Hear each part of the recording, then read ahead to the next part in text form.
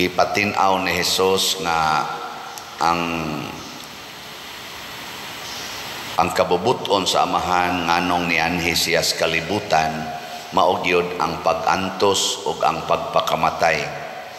Naunta kuno siya gahom aron dili ni mahitabo pero ni sunod lang gid siya sa amahan. Ilingi ay mong tupad ina ganahan ka ng maong misyon kana bang mag-antos ta og magpakamatay. Ganahan mo ana? Kinsa may gusto ana bita sa kamot. Oh, mauna ni ron.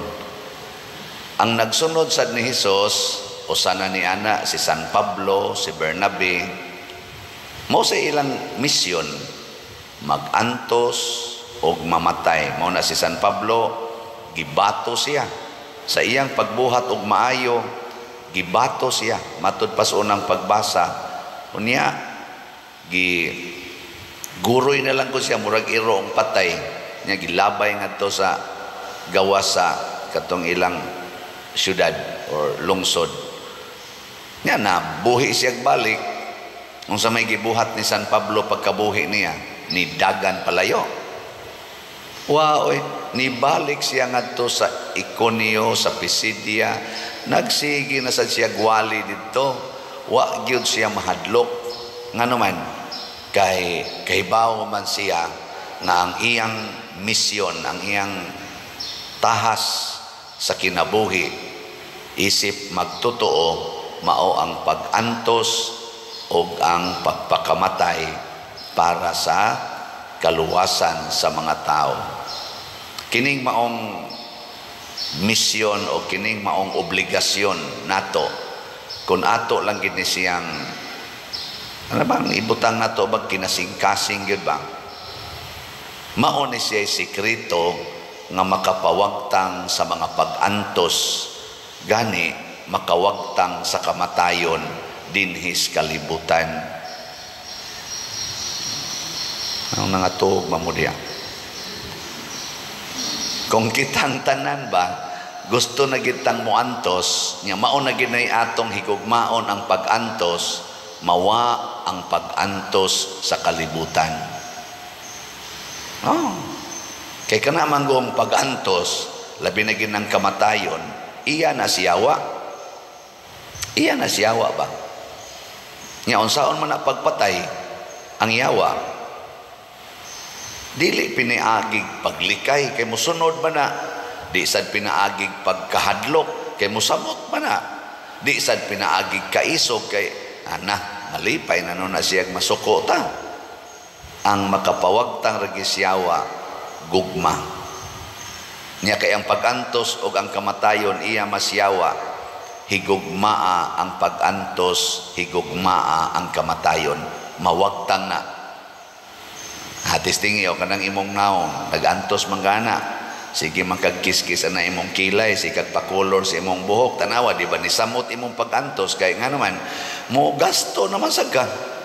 Di, lain na sa nang pag-antos, niya usahay, masina na ka sa imong isig katao, nga may isang pagkakiskis ang kilay, labaw sa imo, mas maayo ang ilang pagka-colors buhok, antos na sad ka. Higugmaa ang imong naong o. Kanag yung natural ni mong naong ba, higugmaa. Di ba mag-anam kag ka-relax, nga mag-anam sa kawagtang imong pag-antos, din asag ka masina sa uban. Mawagtang ng imong kasina. Sakto, dili. Anong tulora may nitubag? Digid mo motoo. Sama ng kuan, di ka kaantos nga ang inyong sudan mantini lang gyud kay maura lagi tayo sweldo, pila ra ng sweldo 600 ang adlaw, kuaan pa spliti, kuaan pa sa imong deduction, pila na lay mahibilin nya magsige din tag gumbol, sus pait kaayo, sus padir pait kaayo, pila ra goy sweldo. Pero kung mag-antos lang gyud mo, luya og asin inyong isudan. Gikas buntag ngadtos gabi 3 days luya og asin pila ra may gasto ana, di ba? Luyag asin lang.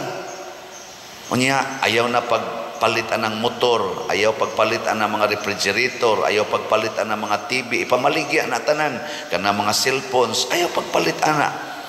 Kay mabuhi ra gitagwa na sila. Ana. O di suga ra gyud. Makabasa kas Biblia, makarosaryo mo, kaon luyag asin. Sudan. Paigo imong sweldo dili. Purting paigo Portig yung paigua, di ka ma-problemas bayran nas kurente, kay minimum ra gyud 30 pesos, kunya di ka ma-problemas bayran nas tubig. Kay na naman kay ikabayad. Pero mo sa likway kas pag-antos aning simple ngita jud ka to mga hiniwa, kunya mo snacks gyud ka gyud ana mga Jollibee, kana yung mga burger. Unya palit pa jud kag cellphone, napagit TV, mangutang pa jud ka ng TV dagko kay tanan, kay ganahan jud ka anang dagko kayo smart TV nga imo na lang sultihan mo hatag na ka pakita sa Padersiano, gawas dahil sa Padersiano ana mo gina imong pangitaon, na mag-antos jud ka, antos kag bayad, ratol kay kastanan, inig sweldo nimo wa na kay madawat, kay imo na sang giutang daan, giinteresa na sa dang imong utang, purtin daghan ang pag-antos, kay wa man kamo antos. Di ba? Mauna ang pag-antos, matud pa ni San Pablo, kinahanglan tang moagi sa daghang kalisdanan sama ni Kristo aron matagamtam nato ang himaya na way katapusan. Antos gyud. Bisan kamong mga bana, sige mong tanaw ng porn, sige mong tanaw na inyong silingan, kay luod na kay ignaw inyong asawa, tanawag madani ka ng imong gisigihag tanaw, nya mo text po na nimo nga gusto ka, di mo ngadto na ka, kay mo tilaw sa kaato, kay luod lagi kayong asawa, di ka kaantos anang luod, di ato na kaatong nindot, karon gukod-gukoro naman ka, ingno naman ka nga, kundi gikin mo tagaan ani, itugan ti kasi mong asawa, gipicturan ba yato na ako nga kung atong gibuhat, awa na, sugod na kagkaratol, nya kay tulo man kabuk imong gitirahan, nya tulo man sad kabuk ang ning hulga na nimo, di 40 na, mo di man ang usab, hangtod nawa na kay kwarta, 40 na nimong antusa, mahibawaan pagis asawa, tuan na ni ulbo ng kagubot, porti na yung antusan ni riak pag imong mga anak, porting sukua, tua pag imong mga kaliwat, mga inlos nga gilibak na kagmaayo, maglakaw kang muragwa na porti ni mong uwawa, nya pabaga na lang kasnaong, antos lang yapon. Giantos pa to nimong luod, mao pa to imong sigyag tutok, way siguro mulami ratok balik. Lagi nya wa pagi sala, wa tanan, nindot pag yung kayo imong kinabuhi, kay ni antos man. Sige, lingay mong tupad, nasugod karon, sige na antoson tika, kani man day mo'y sikrito des kalipay day, ang pag-antos man, kini man day sikritos kinabuhi, mao man di ay ang pagpakamatay, mao nga gigamit ni Kristo ang pag-antos, mga igsoon, kay gusto taniyang lipayon. Gigamit niya ang kamatayon sa cross, kay gusto taniyang tagaag kinabuhi. Maorasan na ang paradigm nato. Ako isipari, daghan kay kog opportunity nga magpahayahay, kulikta palangdaan kanang inyo mga slat-slat, ug ako ginang isod sa bulsa pagkanindota gyud kinabuhi gyud, no? Yahaya lagi adi mo to, kadang mga offer, daghan kay mga offer, love, ako ginang kanon tanan pagkahaya-haya gyud, way siguro giputla na ko tiil tungod sa diabetes, kay tason biya kog sugar, ug ako ginang pahimuslan.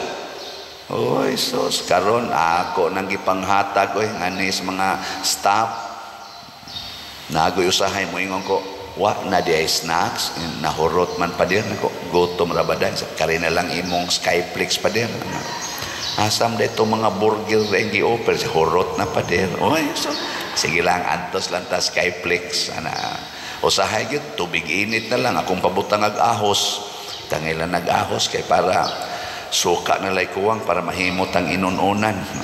Inom tana kay pawa man kuno na sakit kuno.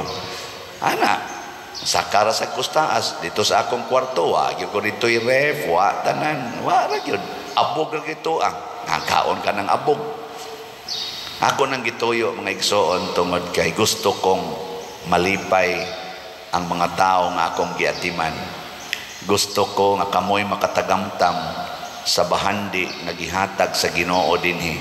Mao ni nga nanindot ang atong simbahanan, nag-anam og kanindot hasta patong kumbinto nanindot, pero naa pa biyay ang tusonon diha. Daghan pa kay tagbayronon. Nya unsa mo sa itong buhaton para mawa ning pag-antosa, muantos tagpalit og slat. Gamay ra kay nang pag-antosa pero makapapas nagdaghang pag-antos. Palit kag slot SBF dag tag 500 kada semana. Antosonon ginoon kay mawa imong snacks, usahay mawa pang imong igpapalit og kaning mga ibang mga gamit-gamit ba. Hangtod mahuman natog bayad ang atong kumbinto.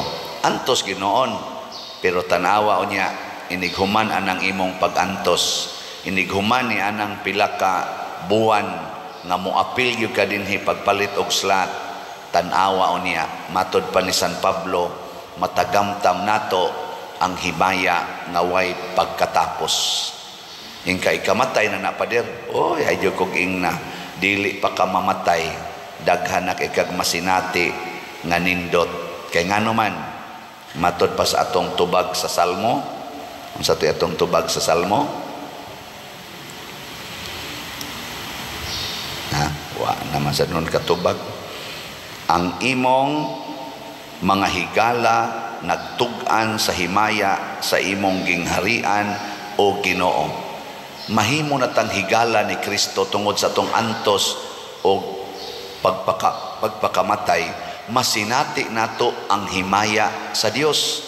Nya unsa may atong unsaon nato pagpakita sa uban mo mahitabo na sa atong kinabuhi. Muna si San Pablo, si Bernabe ug ang tanang mga santos like ni San Vicente Ferrer, bisan gani kani mga santosonon, sila si Bishop Chupilo Kamumot ug uban pang mga santosonon makadasig sa mga tao.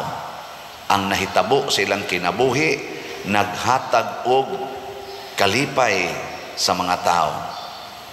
Mao na ang himaya sa Dios. Matug-an nato dili pinaagig pulong kung dili pinaagi sa impact sa atong kinabuhi ngadtos uban. Lingi ay mong tupad ing na nakalipay kas inyong silingan. Ngutan na kumusta man nakalipay kas inyong silingan. Karon ay porting away aning tubig, kanig yung tubig inangkunay tubig, ako ng sapa. Ako ng tabay, ako ng tuburan. Hilas-hilas lang. Imbis maghinatagay tubig, ibaligya na. Kuralo ng iyang tubig kuno kay iya ng tubig. O niya, ibaligya dayon. Mao naman ni ron. Binaligya ay ang resulta, nihubas ang tubig. Haron ipakita sa Ginoo nga, mangwarta ka ana, niya igihan kay ka ana, kay imo gina, tanawag mo hubas. Di yun ka kapatubod ang nagbalik. Muna na mo report ng ko, pader, unsa man yung akong igagaw, di naman imuhatag og tubig, hastang sapa pader, giangko naman, gikural namang sapa, kay iya ko nang yuta, maangkon ba din ng sapa di ay? Nako sa dahilang, moabot lang panahon nga mura na siyag piyo nga nahubsas tubig. Maglukdog lapok, nga di nakalakaw. Isang saya pasabot anak pader, nako hugaw kay na siya huna-huna, hugaw kay nagkasing-kasing, maabot yung panahon na mag-ugagin ang iyang naong, wa na siya kalipay, luos lang nagpangaway. Sabi niya kami pader, nako mauna mo kamatay, kay wa na mamoy tubig, pero mamatay mong malipayon, malinaon. Hay mang tinuod nga tubig nga way hubas-hubas, ang tuburan sa tubig sa kinabuhi tuas langit nga matod pa ni propeta Ezekiel, mulangoy na lang ka, di gyud ka kapahubas sa tubig. Pasabot ang mga taong manggihatagon, ang mga taong dili daw dinhis kalibutan nya dili mangangkon sa bisan unsa, mauna sila'y makatagamtam sa kabuhong, sa katagbawan o sa kalipay nga Diyos nun. Manindog ta.